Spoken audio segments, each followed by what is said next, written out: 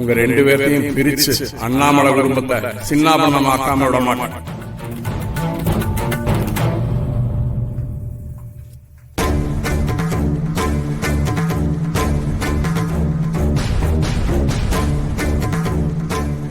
என்ன கேஸ்?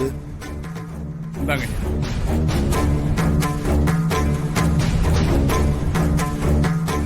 என்ன சார், இந்த டிவோர்ஸ்ல உங்களுக்கு சம்மதமா? Yes your honour. 2 பேரும் மியூச்சுவலா தான் பிரியறாங்க. உங்களை கேட்டனா? என்ன சொல்றீங்க? உங்களுக்கு இதுல சம்மதமா? சம்மதம் சார். உங்களுக்கு இந்த டிவோர்ஸ்ல சம்மதமாமா?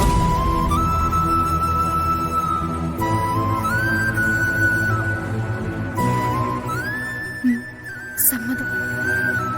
அப்போ 2 பேரும் பிரியறதுன்னு முடிவு பண்ணி தான் வந்திருக்கீங்க. பார்க்க சின்ன வயசா தான் இருக்கீங்க. அதுக்குள்ள ஏன் இப்படி ஒரு முடிவு எடுத்தீங்க?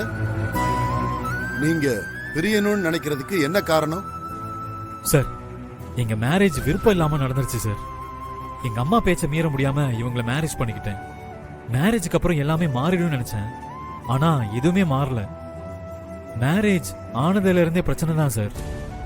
அதனாலதான் சார் பிரிஞ்சிடலான்னு முடிவு பண்ணிட்டோம். அதான் கல்யாணமே விருப்பம் இல்லாம நடந்துருச்சுன்னு சொல்றீங்களே, அப்புறம் எப்படி செட் ஆகும்? இந்த காலத்து பசங்களுக்கு கல்யாணங்கிறது ரொம்ப சாதாரணமா போச்சு.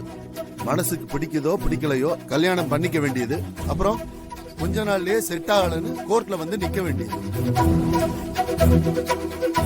நீங்க என்னமா சொல்றீங்க? நீங்களா பிரிஞ்சரலான்னு முடிவு பண்ணீங்களா, இல்ல இவர் ஏதாவது மிரட்டி சம்மதிக்க வச்சாரா?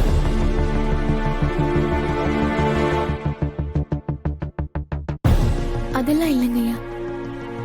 கல்யாணம் ஆனதுல இருந்தே எங்க 2 பேருக்கும் செட் ஆகல.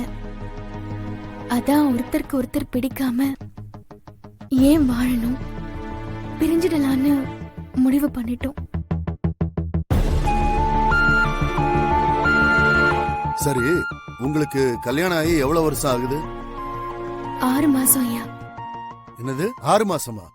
அதுக்குள்ளே 2 பேருக்கு செட் ஆகலன்னு முடிவு பண்ணிட்டீங்களா? இங்க பாருங்க, மேரேஜ் லைஃப்ல ஆரம்பத்துல ஒருத்தருக்கு ஒருத்தர் புரிஞ்சிக்க கொஞ்சம் கஷ்டமா தான் இருக்கும். சின்ன சின்ன பிரச்சனைகள் வரதான் செய்யும். அதுவே கொஞ்ச நாட்களாகி ஒருத்தரை ஒருத்தர் நல்லா புரிஞ்சுக்கிட்ட பிறகு லைஃப் ஹாப்பியா மாறிடும். அதுக்கு கொஞ்சம் டைம் எடுக்கும்.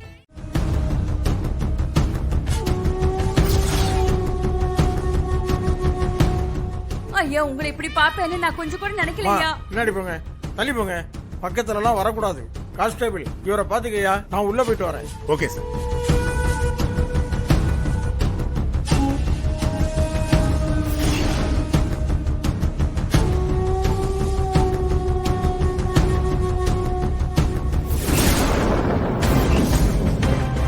என்ன கோதண்டம், ஜெயிலெல்லாம் நல்லா வசதியா இருக்கா?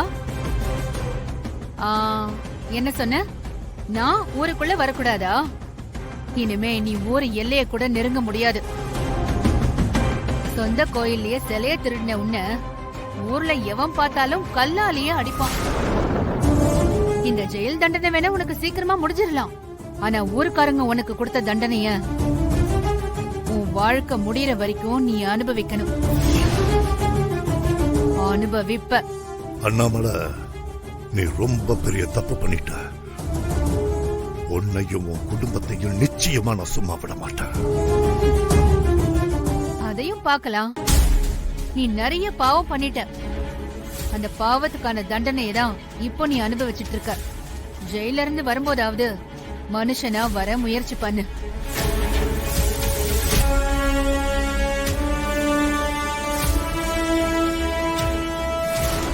டேய், போன குர்ரா.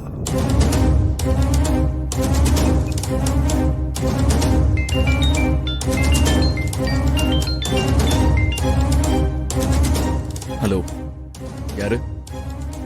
கோதண்டம். கோதண்டம், நீயா? அதுக்குள்ள என் வாய்ஸ் மறந்து போச்சா, இல்ல எங்க நீங்களும் மாட்டிப்பீங்கன்னு மறந்துட்டீங்களா? ஐயோ கோதண்டம், ஏன் இப்படி எல்லாம் பேசுற? உன்னை வெளியில எடுக்கதான் நான் எல்லா ஏற்பாடும் பண்ணிக்கிட்டு இருக்கேன். கொஞ்ச நாள் வெயிட் பண்ணு, கண்டிப்பா நான் உன்னை ஜாமீன்ல எடுத்துறேன். இத பாருங்க, அண்ணாமலையை நான் பழி வாங்கணும்.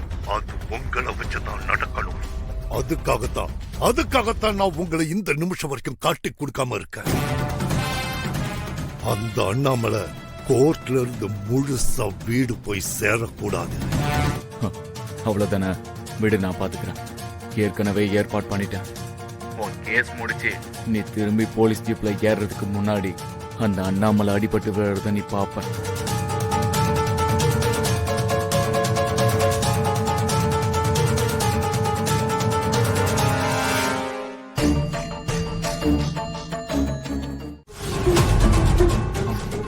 இவன் சிலைய திருட அனுப்புன 3 பேர்ல ஒருத்தன் உண்மையை ஒத்துக்கிட்டான். அவனை ஏற்கனவே போலீஸ்ல ஹேண்ட் ஓவர் பண்ணியாச்சு. என்னையா, எங்க அவன்? ஐயா வெளியில இருக்காருயா. கான்ஸ்டபிள் வாங்க.